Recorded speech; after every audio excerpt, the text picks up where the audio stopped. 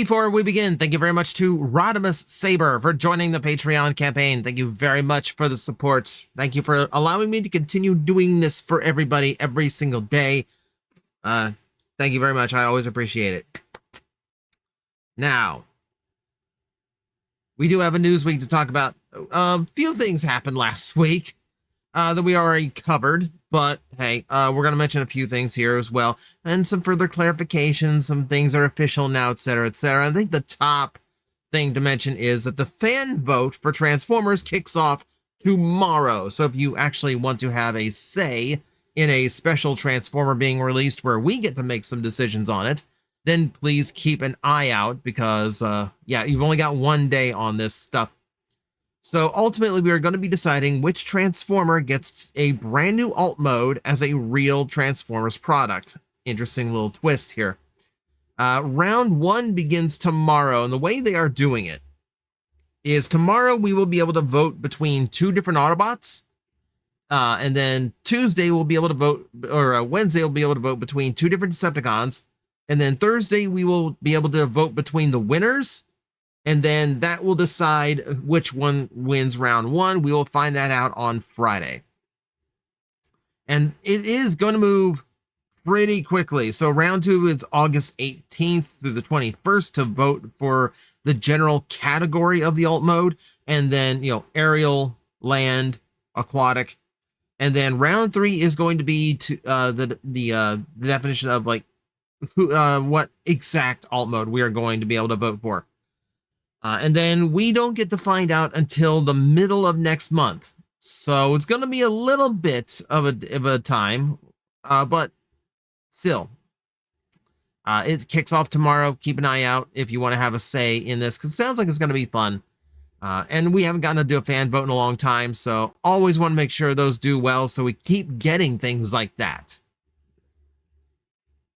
Let's get into actual toy talk today. So we have official stock images of the upcoming Missing Link Nemesis Prime. Obviously, they're going to use that mold in every color scheme they can imagine. It looks good. Okay, we saw a little bit of it last week. Now we got very clear images of it. Yeah, it's very much G1 Prime, just black.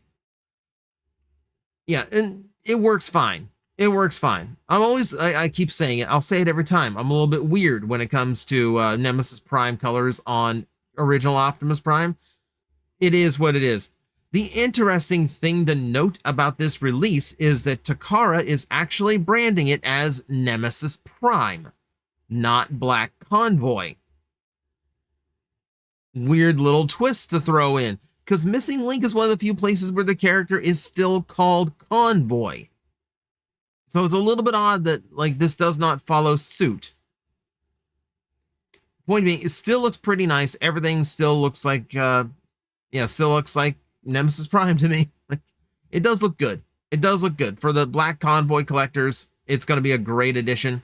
You know, this is such a fun novelty of the original toy with articulation. I'm not going to complain about seeing more of it. Your asking price for this is going to be about 17,380 yen, or about $117.84 at the moment.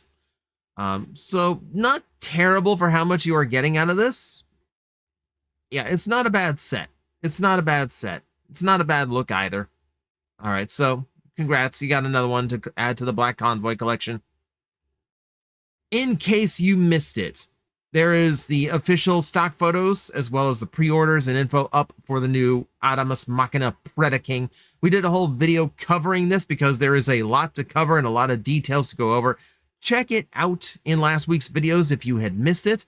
But just to cover it for the news roundup, yes, this is an official thing. It is out. It is officially available for pre-order. And it is a hefty pre-order no matter where you go, because this is a very extensive piece, a lot of engineering, a lot of nonsense in the real world making this expensive. Point being, yeah, you want a super pretty Predaking, it's going to be available. Pre-orders up now. Good luck to all of you. Age of the Primes Generation Selects G2, Snarl, and Slug are in hand. People actually have this. Very few people have this, but they do exist. So we take a quick look at all of this going on. It's from where I'm sitting right now, I can look over to my left and see my G2 Snarl. It is a second version of that I owned. I've told the story on air before. Suffice to say, I had one as a friend. A friend of mine broke it. His mom fixed it incorrectly. I was out of toy. No, they never replaced it. She wasn't all that great of a person. But to see it modernized with a large figure, it's a weird piece of my childhood to see come back. I'm highly interested in getting this, even if I have to take the green slug with it that I never had as a kid. Still, he does look good. There's just something about him in all red that just works for me. Christmas Slug, also looking his part, looking good. It is what it is. Like, it was some weird color schemes at the time. And keep in mind, G2 did weird color schemes for all of them. There were alternates for everybody. I don't think we're going to get into those. These are the most common colors when you think of G2 Dinobots. I am far more interested in seeing Sludge and Swoop because we know they are coming. There is a listing up for them. I'm more curious to see how those turn out. But this is just like basically what I expected them to be. They do look really good. They look weirdly nostalgic. And yeah, if you want your Dinobots to look more like a Super Sentai team, hello Age of Extinction toy line fans, you are going to have that possibility coming up. So, a weird little bit of nostalgia. I'm nostalgic enough for that Snarl that I'm willing to buy the whole pack and have that slug standing around doing nothing just so I can get that guy. Just so I can get that guy. Wild King showed off their Wave 4 figure in hand, and this means literally just one figure in the new wave. Maybe release some of those really popular ones. Like maybe Wave 4 should also include like some reruns of like Thunderbeak and like all the others that I can't currently find in stock anywhere.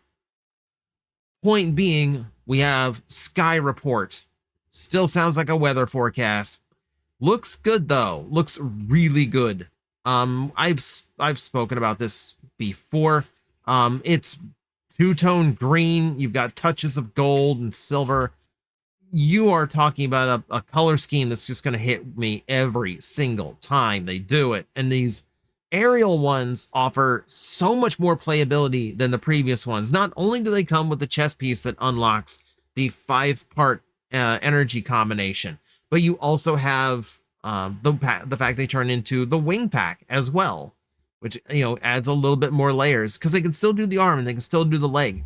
And in fact, the arm mode, can we get photos of that, please?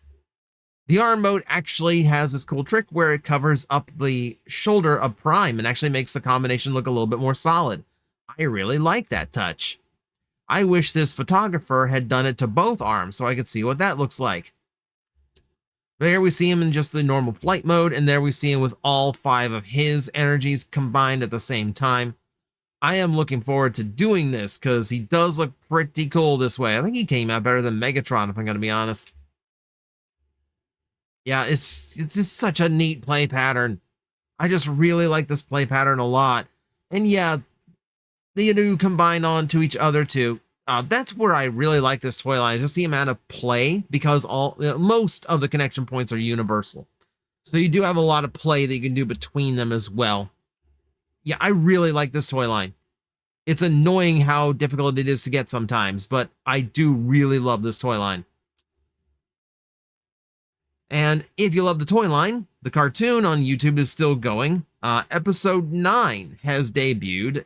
It's mostly filler. It is a battle between Megatron and Captain Volca, leader of the dinosaur tribe. But there is a little bit of actual plot progression in the overall story that you can catch if you watch the episode. Not going to spoil anything. Not that there's much to spoil. It's a pretty simple cartoon series, but you never know. Just to play it nice, I'm going to refrain from bringing it up. Still, it's available now. If you want a little bit more viewing of micro Transformer episodes, seems like all we got right now. Seems like it's all we got right now is just micro episodes of Transformers.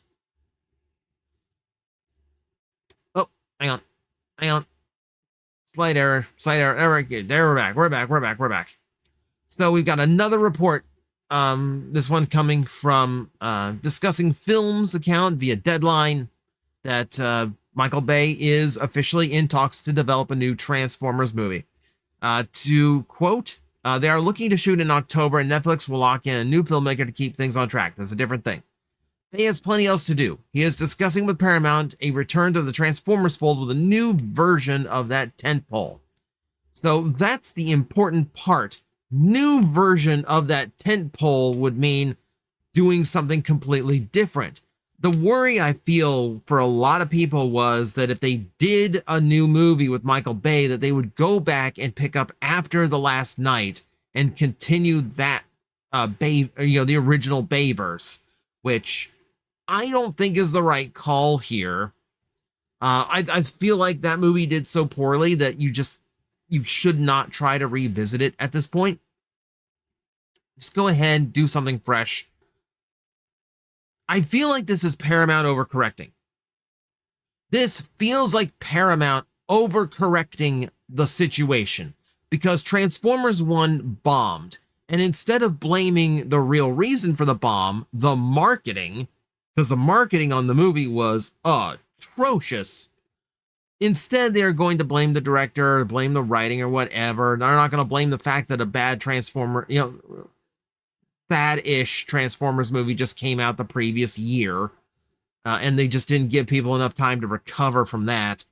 No, they're not going to blame the things that they should be blaming. What they're going to blame is, they did well when we had Michael Bay. We need Michael Bay back. Michael Bay was in charge when this franchise started its decline in The Last Night.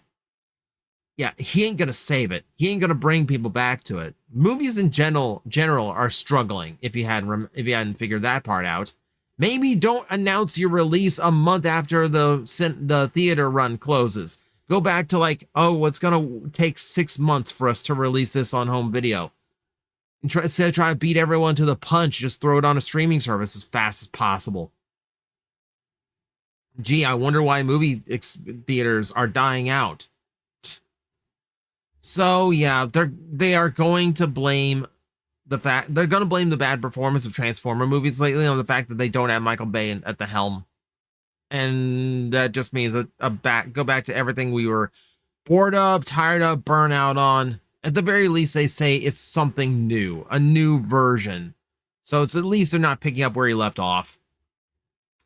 So that's my Michael Bay rant for this episode. We'll keep it short there because I could go on and on and on. And ooh, Cybertron. Okay. Now I'm back in my happy place. This is the cover for the Cybertron manga completed edition that's coming out. I was not even aware there was a manga for Transformers Cybertron, so this is an interesting thing.